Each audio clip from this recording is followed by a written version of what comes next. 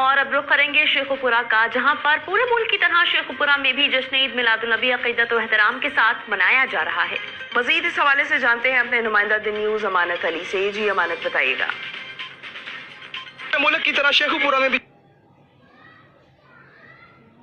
پورے ملک کی طرح شیخوپورہ میں بھی جشن عید میلاد النبی صلی اللہ علیہ وسلم پرجوش طریقے سے منایا جا رہا ہے۔ لوگوں نے اپنے گھروں، مساجد، محلوں کو سجانے کے ساتھ ساتھ محافل کا بھی انعقاد کیا ہے، جس پہ ہمارے نبی پاک صلی اللہ علیہ وسلم پر درود شریف کا نذرانہ پیش کر رہے ہیں۔ آئیے میرے ساتھ کچھ لوگ موجود ہیں، ان سے بات چیت کرتے ہیں، ان سے پوچھتے ہیں کہ انہوں نے کس طرح تیاری کی اور کس طرح یہ جشن عید میلاد النبی صلی اللہ علیہ وسلم منا رہے ہیں۔ جی الحمدللہ رب العالمین والصلاۃ والسلام علی سید الانبیاء والمرسلین۔